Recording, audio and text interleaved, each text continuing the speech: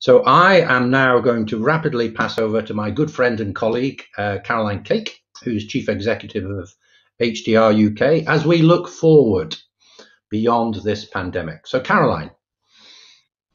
Thank you, Andrew. So what a absolutely fantastic symposium it's been so far.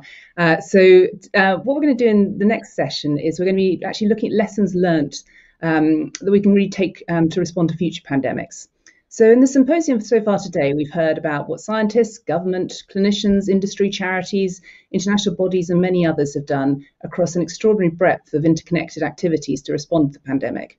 We've also heard about what publics and patients have experienced through the pandemic and how it's affected all of us, and that very crucial role of public trust in the response. And so I'm absolutely delighted to welcome our wonderful panel to discuss what lessons we can learn from this extraordinary experience that we've all been through, that we can take into respond to future pandemics. So first of all, I'd like to introduce you to Gabriel Leung, who's the Dean of Medicine at the University of Hong Kong. And he was also Hong Kong's first Undersecretary for Food and Health. And his research defined the epidemiology of three novel viral epidemics, namely SARS in 2003, the H7N9 influenza in 2013, and most recently COVID-19. And on to Lynda. So Lynda Stuart is the Deputy Director for Vaccines and Human Immunology at the Bill and Melinda Gates Foundation. And she leads the team that aims to source novel approaches and accelerate the discovery, development, and translation of new passive and active immunization strategies for diseases.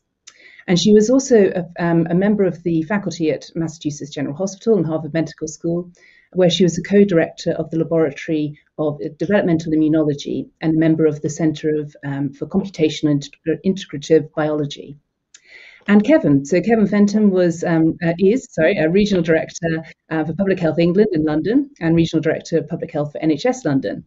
And he very timely, and I can imagine it must have been quite a baptism of fire, became London's PHE Regional Director of Public Health and the NHS in April 2020. And he's also the Statutory Public Health Advisor to the Mayor of London.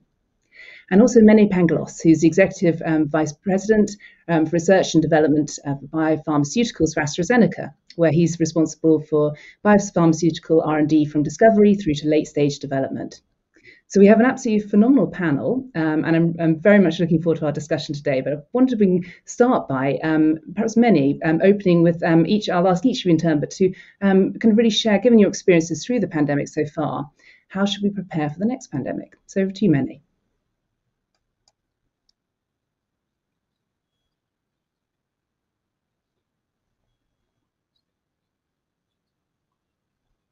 Of how to work differently. So I think there's a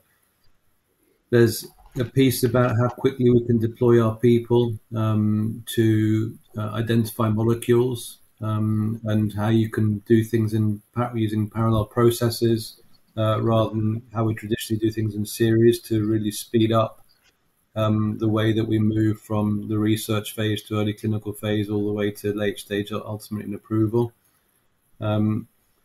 Clearly, that there's a piece even before that actually around pandemic preparedness, which I think, I'm sure others will talk about around how we do surveillance around the world to identify potential pathogens of risk and then bring those into the laboratory as quickly as possible so we can start working them up even before they become a problem. I would have loved to have started working on the COVID-19 programs, 3 or 4 months earlier than we did. I think we've learned a lot about regulatory alignment and regulatory interactions and how we have a very robust but also interactive and real-time interaction with regulators that enable us to get feedback on the fly so we can adjust appropriately. One of the things I think we could do better is get a little bit more consistent regulatory alignment around the world so that we're not having 5 or 6 different views, but actually one aligned view of how to run studies and how to interpret studies.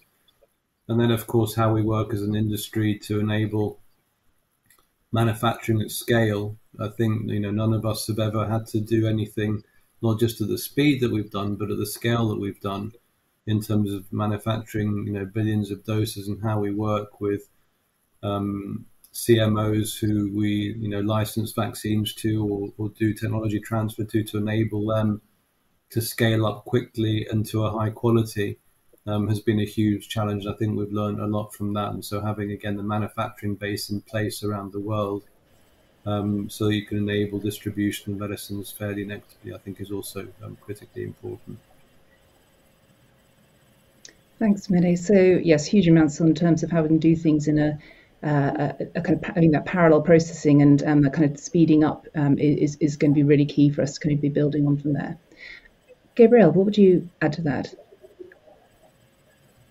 Thank you. So first of all, thank you to the organizers, HDR UK in particular, for inviting me on this panel. I think that if there is one thing that we must do better is to really say, look, surveillance at a global scale, but that could very quickly zero down into the original epicenter or epicenters would be absolute key to triggering the series of actions that would be necessary to control or at least mitigate the next big one.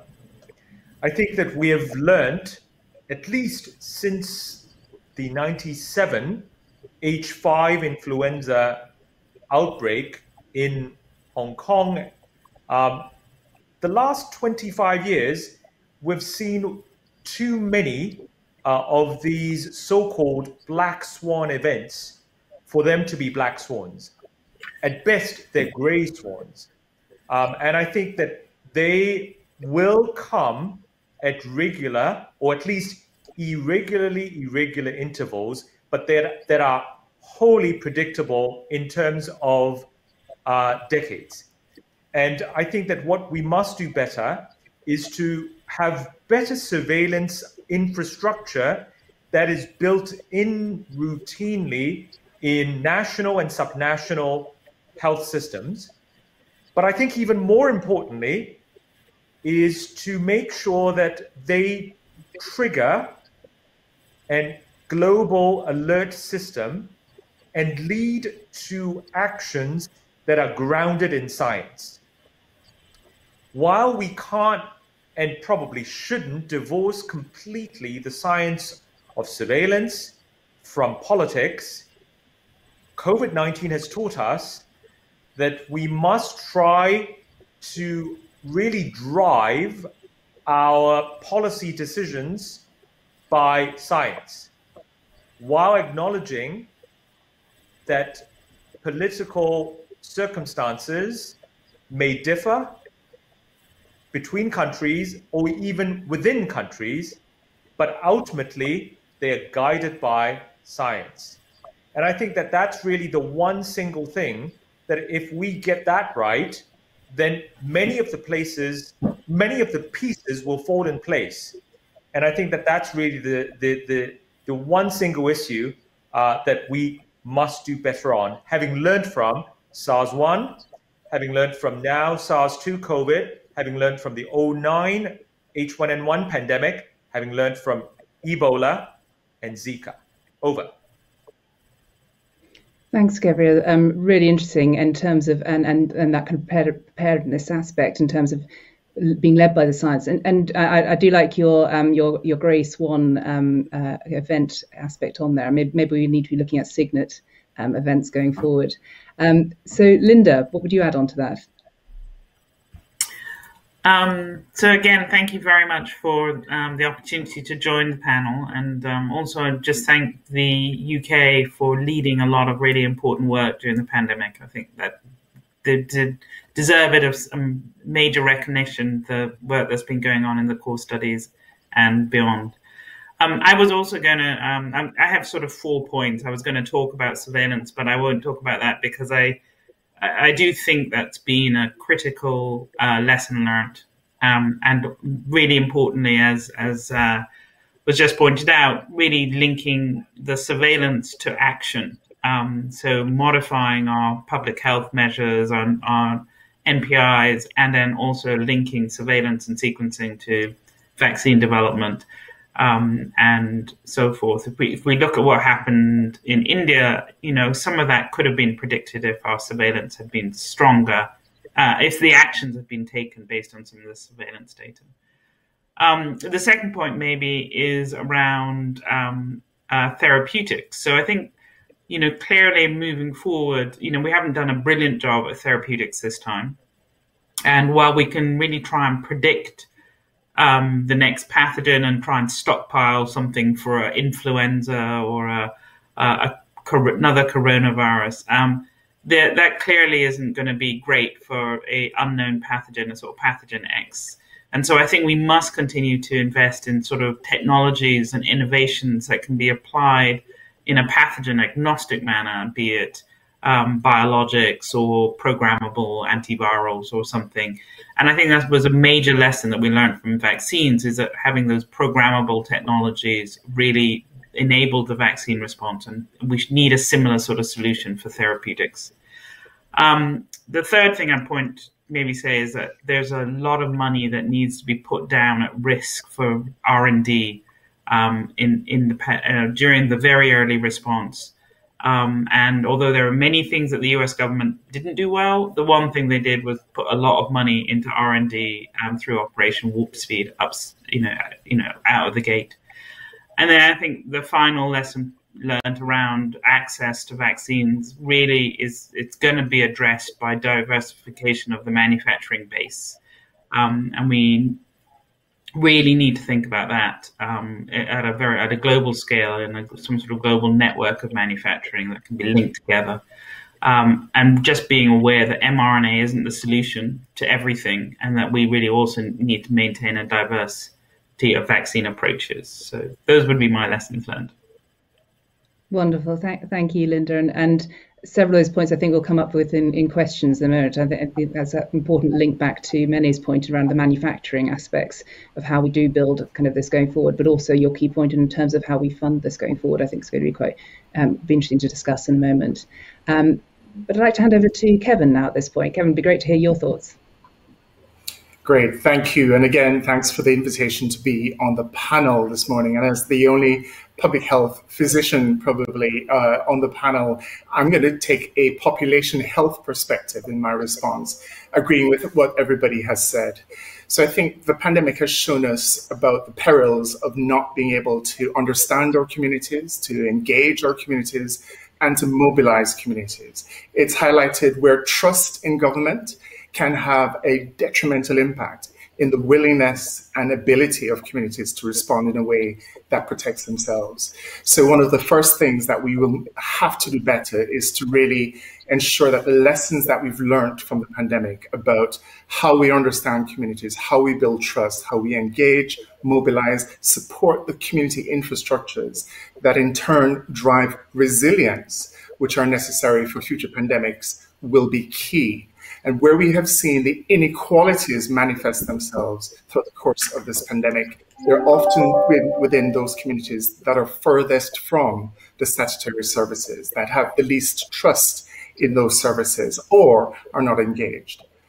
The second is around understanding systems. So we can do a great job on the therapeutics, fantastic job on data.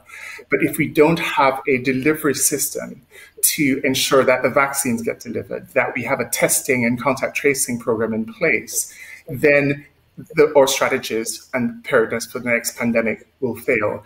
And we learned the hard way in the UK about the successive reduction in funding and capacity within our public health systems. And this happened in a number of countries.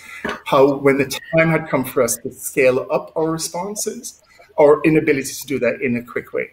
So I think one of the things we will have to think about is capacity, training, the funding surge. What does that look like in the future, so that we have the systems in place to support the science and the innovation that is coming up, so that we can have that real impact locally. And finally, just to build on the issue of science, which I think is absolutely important, and it certainly has been a part of the UK strategy of science's role in informing policy, but recognizing that policy making and decisions take into consideration a range of other inputs. One of the things we have to get better, I think, is to ensure that as we think of science informing our decisions, is that we think of science in its broadest sense.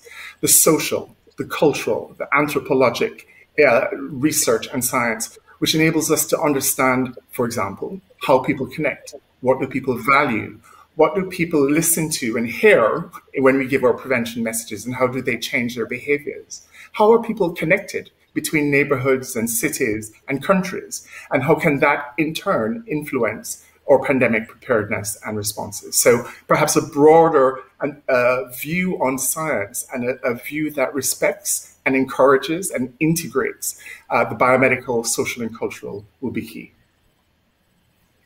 Thank you, Kevin. Absolutely fascinating, yes, as to how we each as human beings have kind of respond and what that means in terms of behaviours and the best interventions from there. I'd like to, a topic that each of you's touched on. So I've got some questions I was going to ask. There's also great questions coming in from the audience as well. So, but just as a first one, that each of you's kind of mentioned this kind of concept of equity. And as we look ahead, and that's clearly been very visible in a number of different ways in terms of who gets what treatments, who's protected, what vaccinations go to whom. I'd just like you to kind of hear your thoughts as to how that should be thought about for future pandemics, both nationally but also internationally, and who should guide that kind of those decisions around what's fair and what goes to whom. Perhaps, Gabriel, would you start with that one? Sure, happy to. I think that COVID has brought out for the entire world the whole issue of health justice. I think that if you reflect on, by and large, the year 2020, last year, we've mostly seen the inequitable distribution of the COVID burden, both in terms of morbidity and mortality. At the global level, between countries, but sometimes even along steeper gradients at the subnational level within countries, or even within different parts of large cities. And I think that that is the universal observation, regardless of what the stage of development a country or a subnational region may be at.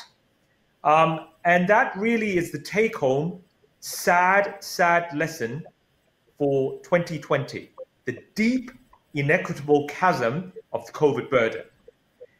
Now, if you then go on and think about horizontal equity, which is less often recognized, horizontal equity can sometimes be defined as equal treatment for equal need, or by extension, unequal treatment for unequal need.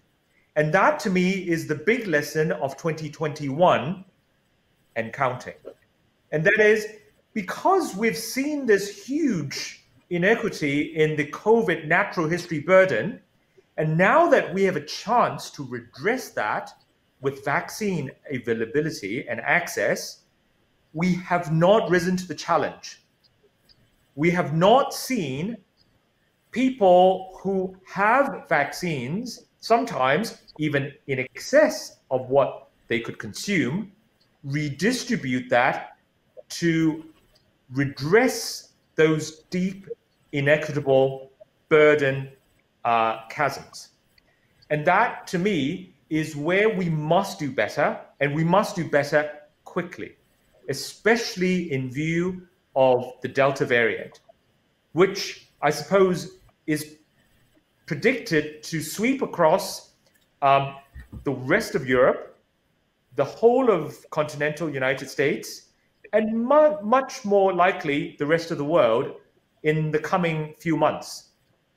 And the only way that we know at the moment of mitigating the worst effects of Delta is really vaccination. And so I think that to me are the aspects of equity, which I think of more as health justice issues that we must learn, and learn quickly, to really take serious action about. Over. Thank you. A lot of really interesting points in there, and that kind of concept of health justice. Who would like to take that? We haven't really answered the question about who's going to solve it. I can just say as a vaccine manufacturer working with Oxford, who's committed to doing this as equitably as we can and trying to supply low and middle income countries as much as high income countries. And actually, as you know, I think we're providing 98% of the COVAX supplies and so far, and pretty much all the vaccine in India.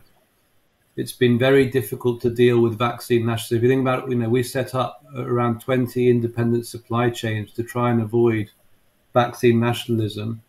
But as you come up with problems with manufacturing on different sites, because not each site is as good as manufacturing as another, and therefore your yields become lower, as you find shortages in, fermentation bags or filters or problems, it's been incredibly difficult to navigate people hoarding vaccines, right? Hoarding vaccines for their, and it's very understandable why people do it. They want to protect their populations, and that's their priority. But someone needs to somehow manage that, about how vaccines, and I don't know whether it's the G7, I don't know whether it's the WHO, but somewhere someone has to look at the distribution of vaccines and who's paying for them as well, to ensure that vaccines are distributed as equitably as possible. Because I think everyone understands that actually it's no good protecting just the rich countries or just the middle income countries or just the poor, because ultimately, if we want to get back to normal and travel,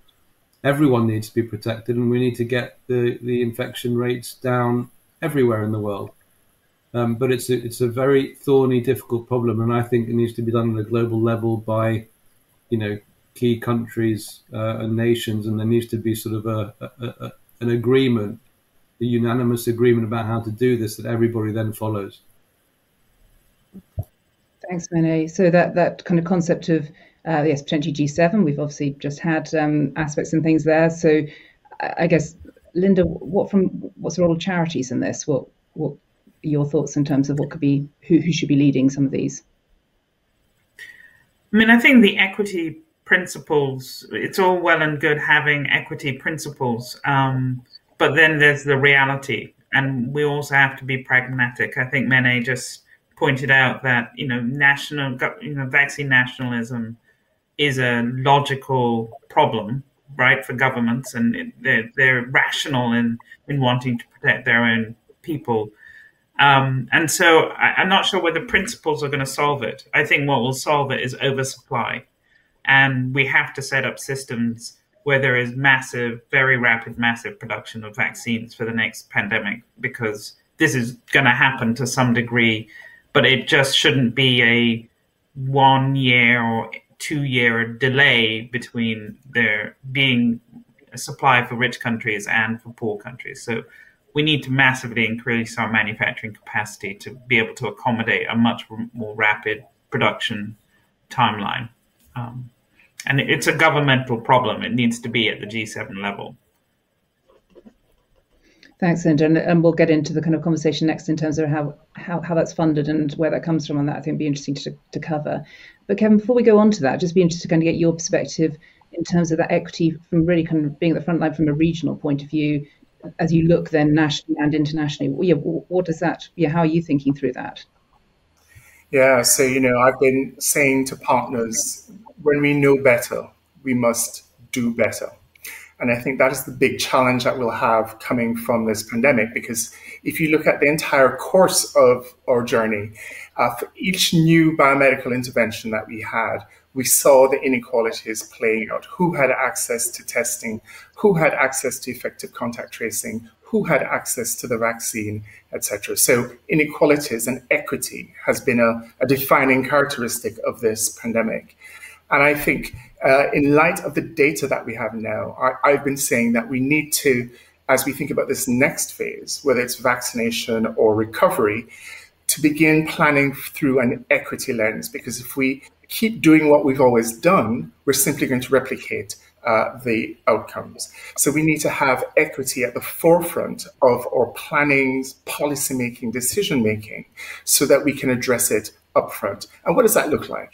Well, first, it looks like leadership that really understands equity, understands what values should underpin equity, and that's a shared value system, and then thinks about the leadership and the behaviors that are necessary to move towards an more equitable outcome. Because you can have the narrative, yet the behaviors remain the same.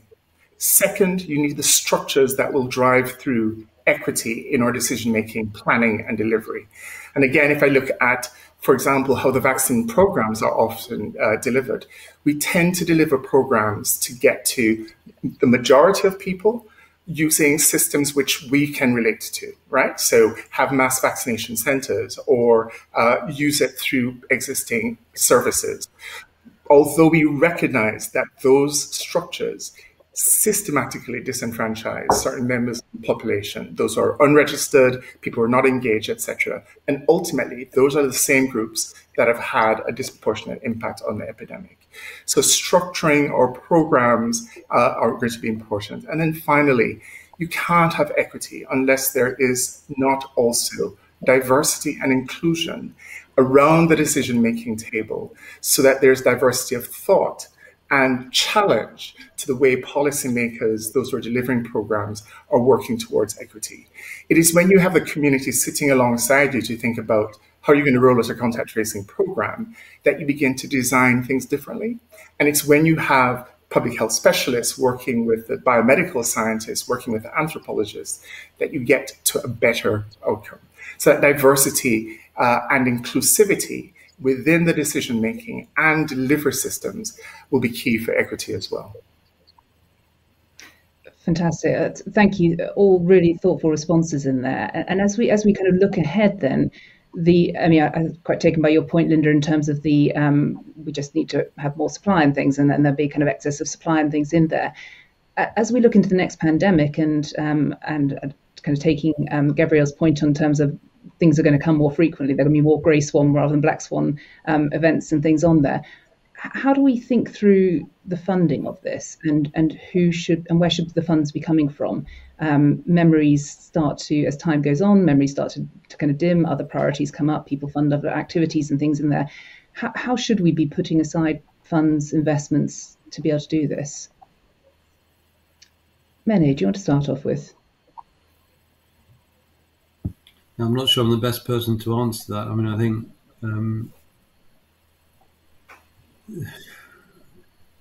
think this needs to be a partnership. Ultimately, I think there needs to be funding from the private sector, from the public sector, from charities. I think everyone needs to pull together. Ultimately, when you look at the economic burden that this pandemic has caused relative to what it's costing to rectify it, I mean, it's a drop in the ocean, right? The cost of the R&D and the vaccine manufacturing and the distribution is peanuts relative to the socioeconomic impact of the pandemic. So I think it needs to be a combination of everyone funding it. In all honesty, it needs to be done again at a global level. But I think this needs governmental alignment, charity alignment, and it needs to be covering the things that we've talked about, which is how do you make the solutions globally accessible in terms of affordability and equitable. And I think the wealthy countries need to pay more than their fair share, obviously, relative to the poorer countries in the world. But I'm not sure. Hopefully, someone will ask Patrick that following the G7 summit. I think this largely needs to be funded by governments. Thanks, Mene. Any other counter views or to that? Maybe I could add that I think not only does it need to be, totally agree, it needs to be funded by governments, but I think you need to think about what type of money you need. So very early on in the pandemic, when you're doing the R&D, you actually need a lot of money upfront at risk. We don't know which vaccine is going to work. You need to manufacture a lot of it, without knowing whether it's going to function. So that upfront at-risk money needs to be, really provided ad libitum to the companies as they're making those vaccines. And, it was terribly slow for people to actually get their minds around the fact that they needed $8 billion just to do the upfront at-risk investments that really generated vaccine supply. And then at the back end, you, of course, need funding for procuring and delivering those vaccines to globally. But I think that upfront funding was just kind of missing. And in addition to the funding, I wonder if there are other models of global collaboration and coordination that we should be looking to as we begin to think about the global infrastructure necessary for this work. So, having worked in HIV/AIDS prevention for many years, the role that UNAIDS and then the Global Fund have played in both garnering financial support, ensuring more equitable distribution across developing countries, and improving the quality of practice, building capacity, building systems, may be the sort of direction that we need to travel in as we think about global pandemic preparedness and more effective ways for resource-rich countries to be contributing to this as well, because there's an efficiency in that. And that really, I think, comes back to one of the learnings from the pandemic, which was the role of WHO and those pan-national global organizations, health organizations, and finding that right balance between pandemic nationalism versus the recognition of the global responsibilities that we all share. So I guess my question is, in addition to more monies, what does governance, partnerships, and collaboration look like? And can we learn from other systems? Thank you, Kevin, and thank you all of you. And unfortunately, we've run out of time on a huge topic and area that I think many of us are going to be spending a lot of our lives thinking about and working through over the years coming ahead.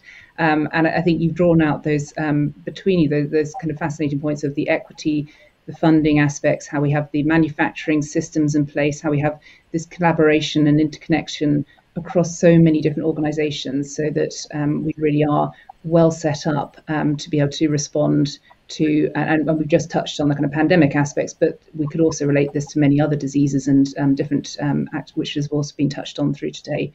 So thank you so much for your time and your expertise and your knowledge, and also for all the work you've been doing over the last kind of 18 months. It's been phenomenal. So real privilege to be on the panel with you today and to be chairing the discussion. And thank you all so much. Thank you, Caroline, and a huge thanks to Gabriel, Lynda, Mene, and Kevin. And a specific shout out for Lynda, because it's 4 o'clock in the morning in Seattle. So she's really gone through the finishing line. We sent her some very strong coffee. Thank you. Thank you, Lynda.